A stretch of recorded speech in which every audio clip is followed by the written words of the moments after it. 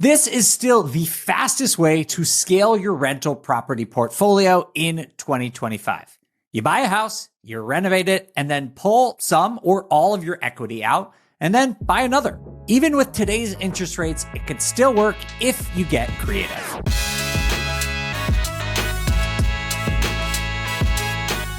Hey everyone, it's Dave Meyer, head of real estate investing here at BiggerPockets. Today on the podcast, we are revisiting an old friend, the BRRRR strategy. If you're not familiar with this strategy, here's how it works. First, you buy a property, that's the first B. Then you rehab that property, which will add value. Then you rent out that property. And next, you refinance the property. And this is the key step because if everything goes according to plan, you increase the property's value enough that you can pull back out most or all of your cash from your down payment and renovation budget. And then the last R in the BRRRR acronym is repeat that process with a new property. And if this all goes how it should, BRRRRs can be incredibly powerful. Because at the end, you own a newly renovated cash flowing property, but you still also have most of your starting capital to go put into another deal. And when Brandon Turner and BiggerPockets coined this term back in the 2010s, it was relatively easy to pull off. But today, especially with higher interest rates and higher recap costs, it's much rarer to have everything go perfectly. More often, you're going to have to leave some of your cash in that deal, or you'll have to accept only break-even cash flow on the back end.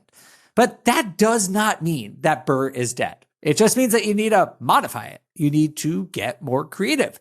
You need to do the work as an investor to leverage the BRRRR along with other strategies like ADUs and zoning upside to meet your own financial goals. So today, I am bringing on Leka Devatha onto the show. Leka is an investor and a broker operating in Seattle, and she's doing everything I just said. She's using all the tools available to her to modify and modernize the BRRRR strategy so it can still enhance her portfolio right now. I'm really looking forward to hearing how she's doing it, so let's bring her on. Leka, welcome back to the BiggerPockets podcast. Thanks for being here. Oh my gosh, thank you for having me. It's been a minute. How many times have you been on the show? The main podcast just once. I recorded one of Brandon Turner's birthday episodes. Nice. And that was in 2020. Okay, nice. Well, welcome back. We're excited to have you. For people who didn't listen to that first one, can you just give us a little bio? Yes, absolutely. I'm Leka Devatha and I mainly invest in the greater Seattle area. I have now been doing this for a good decade. Wow. And after flipping almost 100 units, I can tell you that I have learned a lot more than just flipping properties. It's just taught me so much about stabilization, buying, creative exits, and just a whole other piece of education that comes with knowing how to flip a property well. It's been fun. Why did you get directly into flipping 10 years ago out of all the different strategies? It was the quickest way to make money. Okay, that's fair. I was giving up my W-2 and jumping into something I didn't know what to do, how to do. I didn't have the money to do long-term rentals. Okay. And so, I was like, okay, let's go learn to flip a house.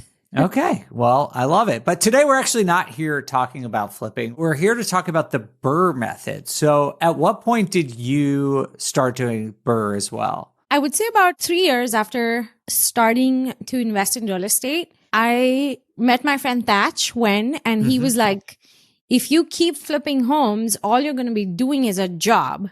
If you want to create true long-term wealth, then you need to start holding properties. And it just so happened that it was just a fantastic time to do BRRRRs because the properties I bought back then, obviously, they have under 3% interest rate.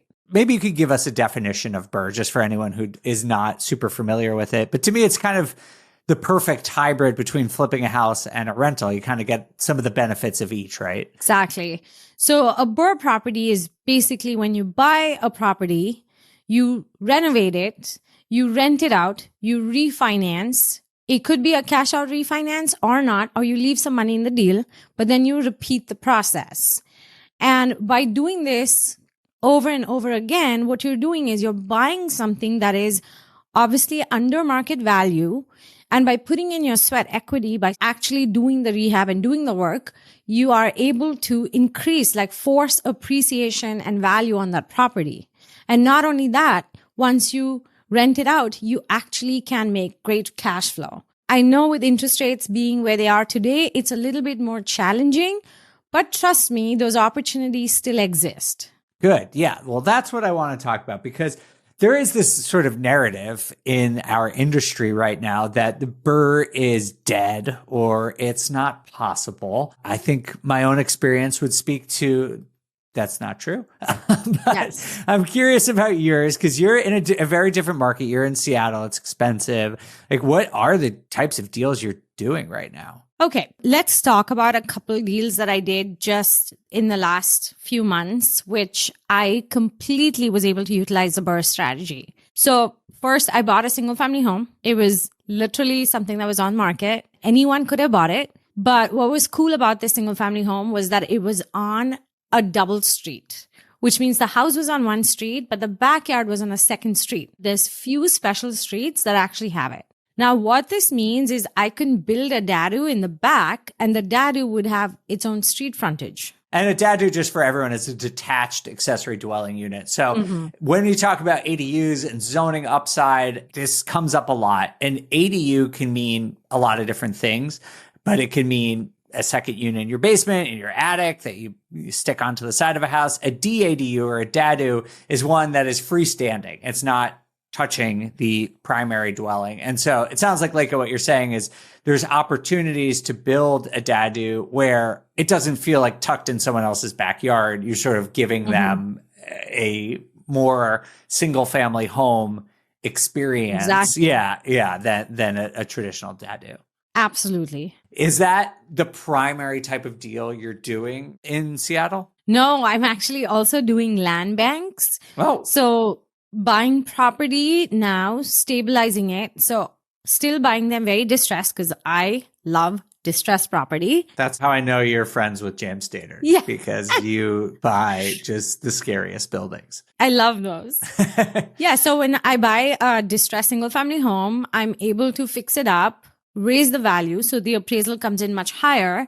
And then what I do is I put a DSCR loan on it. And then once I put that loan, I am good to hold it for the next few years and just land bank on that lot so that I can, in few years, build more units on that lot. I love this idea. This sort of goes in line with a framework that I've been talking about a lot on the show in the last couple of months, where we're talking about upside.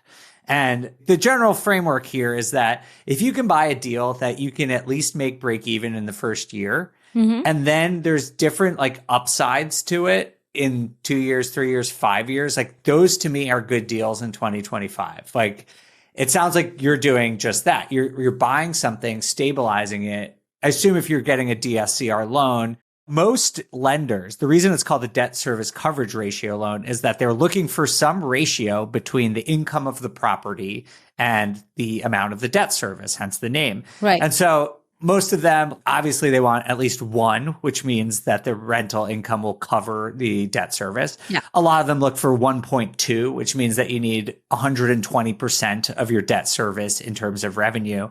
But the reason I'm saying this is because it means like they need cash flow positive properties, right? And so I'm curious, like what kind of cash flow in a city like Seattle, like are you able to generate even with buying distress? Actually, it's really interesting, and we can blow people's minds with this, but you don't even need to have your own money to do this. And then you can just build like tons of equity in properties. So what I did was I bought a single family home for $300,000, and it's on a corner lot where one side is the home and then on the other side is a detached garage. Now, this city hasn't gone through its zoning change yet, but in 6 months, they're going to actually allow for dadus on this lots. Okay. And if they don't allow for dadus, they already allow cottages to be built on the lot. So we can always do those. But what's cool about this is I put about 50 grand into fixing it up. So total acquisition and rehab was $350K. And then when it appraised for $480,000. Wow. Once I had gone in there, done my magic with the rehab, and also got it rented out. So it rented for about $2,400. So based on the income approach, it appraised for $480. Nice. Which means I was going to get about $300K on a DSCR loan. Now, because I was into it for about $350, what I did was I got a partner, a private lender that lent me the remainder of my down payment. Okay. And the way that it's structured is that she doesn't get anything now, but in about 3 years, when we're ready to offload this property, she gets 15% of the equity. Oh, wow. So I don't have any of my money in, but at the same time, every month we make about $500 in cash flow. Wow. Okay. So because you've gotten a private money lender to defer payment for 3 years. Yes. Okay. I'm curious why that lender would do that. Okay. So this lender, and this is also so interesting because this lender is in tech. Okay. She just wants to make passive income. She doesn't care about mailbox money. Yep. She just wants to park her money somewhere where in 3 years she could make back a bunch of equity. Now, what is that equity we're talking about, right? So this property today is valued at $480, and that city appreciates almost double every 5 to 6 years. So in 3 years, even if that property is only going to sell for like 600 or 650, that's still a lot of equity that she can get back for not doing anything. And her money is not stuck in stocks. Her money is not sitting on the sidelines. It's actually being put to use. Interesting. Okay. I'm going to be honest. I don't know if I'd do that deal as a private lender, but I'm glad you found someone who would. It's actually surprising how many people you would find to do something like that. Well, that's a very interesting deal. It's not like a complicated structure, but do you think like newbies could take on this type of deal? Yeah. So my biggest thing is, and I was given this piece of advice a long time ago, and I am very big on it. Never over leverage. I had the money to bring to the table myself. Like I had the down payment. If I didn't find a private lender or didn't have someone lined up, I would have funded this deal myself. So I always feel like someone starting new, it's okay to leverage something 100% as long as you have the funds to back it. A lot of people, like what I see happen is they raise money here, they raise money there. They have no way of making active income if something were to go wrong. Right. And so I just feel like it's important to throw that out there is make sure that you are secure and that you are not over leveraging beyond what you can pay back. All right. I'm glad you said that, Leka. And I want to ask you a question about why you leverage, even though you can pay for it. But first, we have to take a quick break. We'll be right back.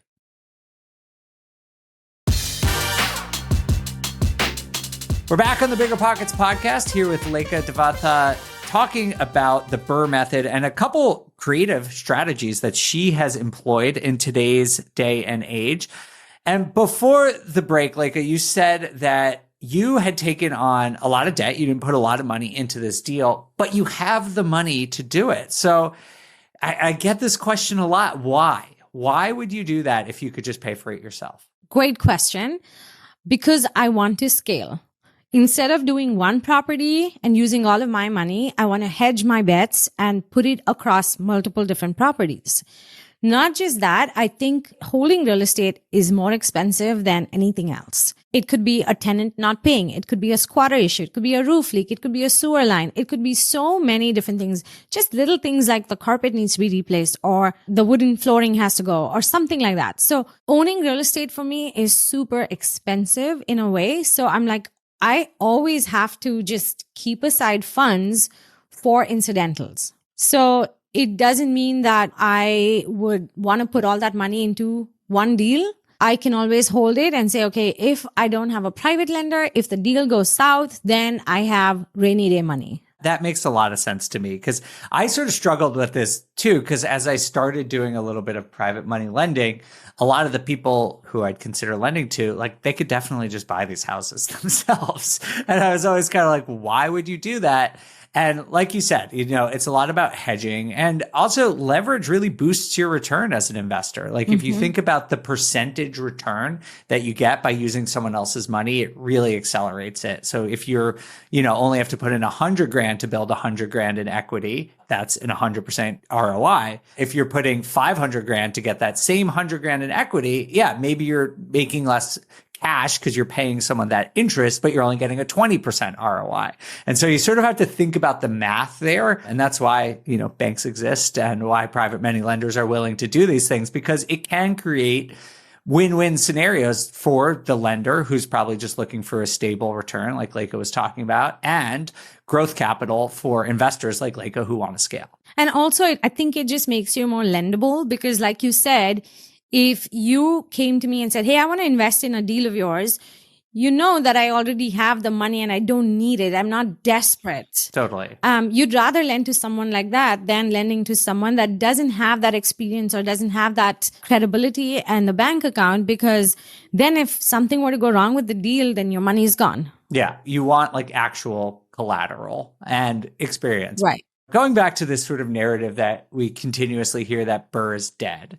Like, is this the kind of deal structure you would have done 5 years ago? Or have you had to get a bit more creative as market conditions have changed? So 5 years ago, if I were to put the same deal in context, my interest rate would have been about 3%. Yeah. And at 3%, I would cash flow about $1,200. And not just that, I could get a lot more leverage from just a DSCR lender. So instead of them only giving me $300K, they would have probably lent up to $380. So I would have actually done a cash out refinance. So that's the biggest deal. I think the biggest difference, I think with the BRRRR strategy today, you might not be able to do a cash out refinance, whereas 5 years ago, 4 years ago, you could actually still do those. I just did a deal where it was not a cash out refinance, but I didn't put anything in the deal. Right. Like I didn't have to bring any of my own money in. Yeah. So you wouldn't expect to get money out if you're not putting any money in. Right. But I'm curious, when you're saying you can't do a cash out refi, does that mean you can't do it at all, or you can't do the quote unquote perfect BRRRR where you're getting 100% of your equity out? Oh, you can still do it all. It's just that for me right now, I'm yet to see a deal that I can do a massive cash out refinance on. Yeah. But I can explain my Dadu deal and how I put no money in the deal of my own, but I ended up with a beautiful house that the bank has financed 100%. Right. That I don't have to put any money. Yeah, exactly. Yeah. I've been talking to a few people about this on the show over the last couple of weeks, but I feel like this concept that BRRRR is dead is just people holding on to these expectations that existed in 2017. And that was awesome. It was great. It was easy, but they just don't exist anymore. But that doesn't mean that BRRRR is like an ineffective way to build wealth. It still is, at least in my opinion. It's just you need to take a different approach, and you might not be able to hit these grand slams on every single BRRRR deal that you do. You might need to just take a little bit less out. You might take 50% out of your equity or even 25%. But the fundamentals of it haven't changed. It's still a way to accelerate your equity growth while you're able to hold on to properties long term. And at least to me, that hasn't changed, and I think is unlikely to change. No, it hasn't changed at all. And I feel like the more creative you can get with buying properties, the more you can even use the traditional BRRRR method. Like you can find seller finance deals. Instead of doing a single family, if you did a fourplex, stabilize each unit and rented it, you can still do a cash out refinance and you can have positive cash flow. And so these deals still exist. It's just a matter of buying right, but also coming up with a solid exit plan. I want to hear about what your exit plans are, because you teased that early about creative exits, and I want to know what that means. But I just want to give an example of a BRRRR that I'm sort of in the middle of doing that maybe some people would say is boring or is not a home run, but for me, it just totally makes sense.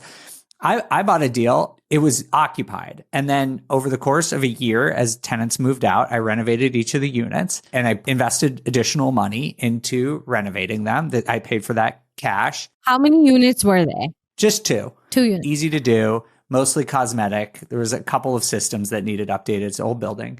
But I put a little bit of more money in. When I go to refinance it, I'm going to be able to take all of my rehab money and then probably another 10% of my down payment out.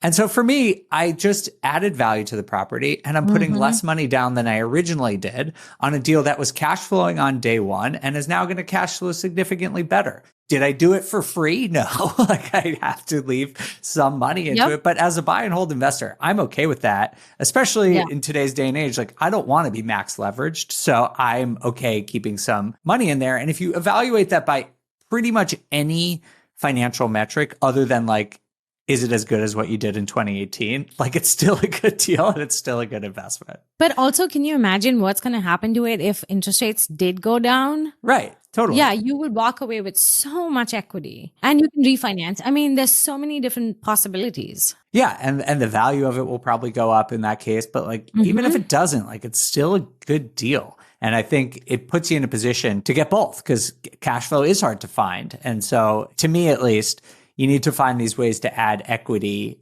and then hold on. I think the cash flow will get good over the next 5 to 10 years as rents grow up. But to make it worthwhile for your effort and money in the short term, you got to find that way to add some equity. Yep, exactly.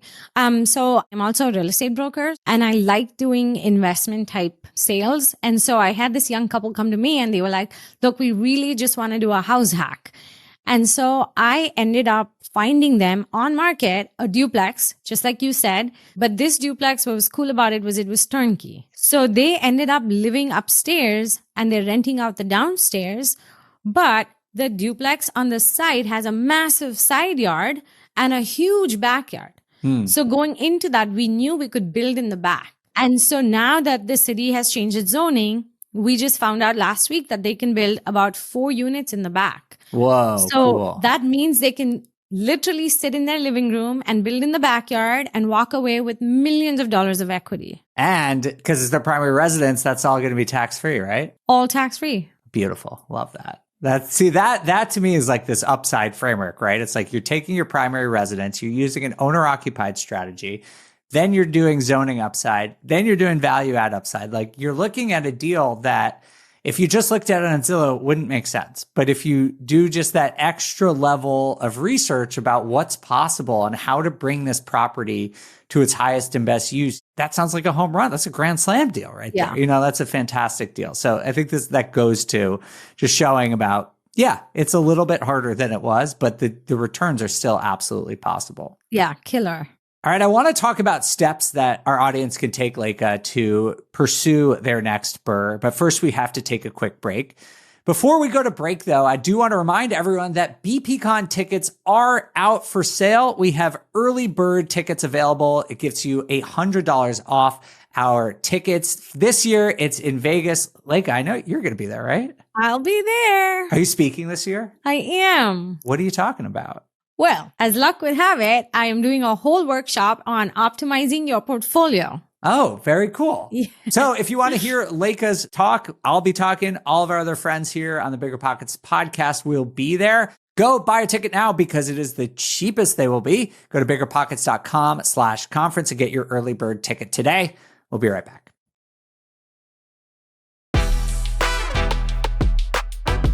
Welcome back to the BiggerPockets podcast. I'm here with Leka. We are talking about BRRRR. She's given us some examples of the really creative strategies that she's been using in Seattle.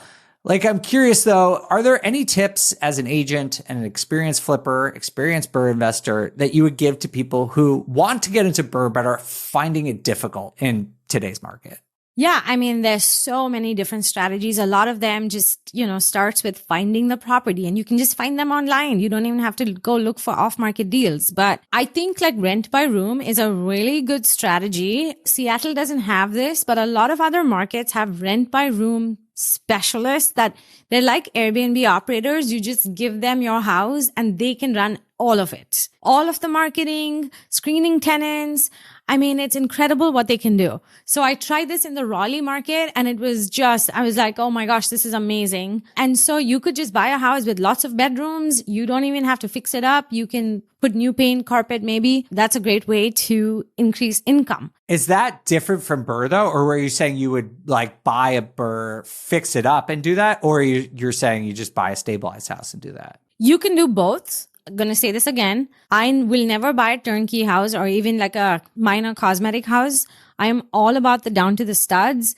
So I buy them crazy, but I'm saying if you don't want to do that, you can still make a lot of cash flow by just buying something that is more turnkey, that was once maybe used as a single family that you could convert to a rent by room. All right, great. Well, that seems like combining two really good strategies, right? Like you're taking BRRRR and rent by room. Tell us a little bit about some of the other BRRRR strategies that you've looked at. Like, is it mostly based on zoning upside, or are you still able to do sort of a traditional, like buy a duplex, rehab a duplex, or buy a single family, rehab a single family? Or are you mostly focused on adding capacity, adding units in some way? I love buying triplexes and fourplexes. I think those cash flow so well, especially buying them distressed and then fixing up every unit, because there's so many different exit strategies on that. You can rent out 3 long-term and 1 Airbnb, short-term. You can condoize and sell each unit separately. Yep. You can fix up the property, raise value, and raise rents. Or you can just sell it as a whole, turnkey investment for a 1031 buyer. So I just feel like those have so much potential for different exits that those are my favorite kind. And plus, you get a conventional loan on it. Awesome. Yeah, that's a great strategy. So what are you looking at now? Like, are those the kind of deals you're looking at next, or what are your next few moves that you're planning to make? So I'm the kind of investor that I have my eyes open for any kind of deal. It could be a single family fix and flip. It could be a long-term buy and hold. It could be a multifamily deal. If it makes sense and if there's a lot of meat on the bone, then that's the deal that I'm looking for. So I just want a lot of equity that either I'm able to create or it comes existing. Like I just today closed on a split entry home, which is 3 minutes from where I live. The house that I'm buying off market. It is a little bit distressed for 1.1 million. The appraisal came in last week at 1.7 million. Oh my God. I know. Crazy. What? So I'm just like walking into equity. Yeah, just keep doing that. Yeah, this deal was off market. The seller came to me directly and said that she found me because she's attended some of my meetups and has come to my walkthroughs. So I just feel like social media too has such a big part to play in your investment journey. Like if you constantly put yourself out there by providing value, it does come back in spades. Like I do my events just to build community. And I do my walkthroughs for free. Like they can come to any of my flips. I show them the process, my learnings on the project. And it's just helpful for people to know who I am, what I do, and also learn in the process. And that helps to get amazing deals. Do you think like regular investors can do that? Because, you've been doing this for a while. You host a meetup. Like, how do you recommend someone who's maybe just starting and isn't as confident in their ability to network, start making these types of relationships? Oh my gosh, I'm so glad you asked because a lot of people don't make the effort. When you don't have projects, when you're just starting out, it is the best time to build community. Go to your local like Facebook real estate groups. And if there are none, you can start your first Facebook group for that city. And if you did that and you just constantly added value, invited people to come be a part of that network, you're not even leaving your house, but you are here creating this incredible online community. And my friend Jan in Seattle started a Facebook group that now has 20,000 investors. And Dave, if you're not part of it, I highly recommend you join it. Oh, I think I have to. You have to, because you see off-market deals. Like if I want a contractor, a plumber, like little things to big things, Yep. I find it in that group. And so you could be starting your own Facebook group, your own Instagram broadcast channel, or just, start a networking meetup. So good. Invite local investors to come speak at it. Because that builds credibility with experienced investors, but also new investors just like you. Awesome. Yeah, that is such great advice. And one of the reasons I'm excited to be back in the United States is now I can go network with you and your group, and I could just piggyback off all the work that you've already done to build this community. And what's funny is if I didn't have that meetup group, I wouldn't have started it now. Because I feel like I don't need to. Right. But back when I did start it, I was newer and I needed that community. Yeah. And I'm only half joking about piggybacking off you. Like, I don't need to start one because you've already done it. And I think that's a lesson just for everyone listening, that these groups exist. And so even if you're not the type of person who wants to organize something or is, has a network to get this thing off the ground, if you live in a big city, there's probably already several that you can go tap into. But even if you live in a suburb, I hear people who in towns that I would never expect had a real estate investor meetup, towns of 10 or 20,000 people. Yeah. There's still groups of people who want to get together and talk about this stuff. And I think it's a great way, as Leka said, to one, find deals, but also just build confidence and like build a community where you feel like you have a support group to help you through the challenges that inevitably arise as an investor. And they will arise. Yeah, exactly. They always do. That's part of it. Yeah. But it's more fun to complain about it to your friends rather than just suffering through it alone. Exactly. All right. Well, any last thoughts on the state of BRRRR or investing in 2025, Leka, before we get out of here? I strongly do believe that there's lots of deals out there. By putting yourself out there, you can find them. Just keep at it. Continue to educate yourself. The BiggerPockets conference is an amazing way to find investors, even in your local communities. So come to conferences like that and just put yourself out there, because there are incredible deals to be had. And as Warren Buffett says, be fearful when others are greedy and be greedy when others are fearful. And this is a fearful market right now. Yep. We don't know what's going to happen. And it's the best time to get in and find that golden egg. Yeah. I want to find a golden egg. That sounds right? great. Needling in the haystack. Exactly. All right. Well, thank you so much for joining us, Leka. I appreciate it. And I will come to your next meetup. I apologize for not showing up earlier. Okay. I'll send you all the details. Excellent. All right. Well, thank you all so much for listening to this episode of the BiggerPockets podcast. We'll see you again in just a couple days.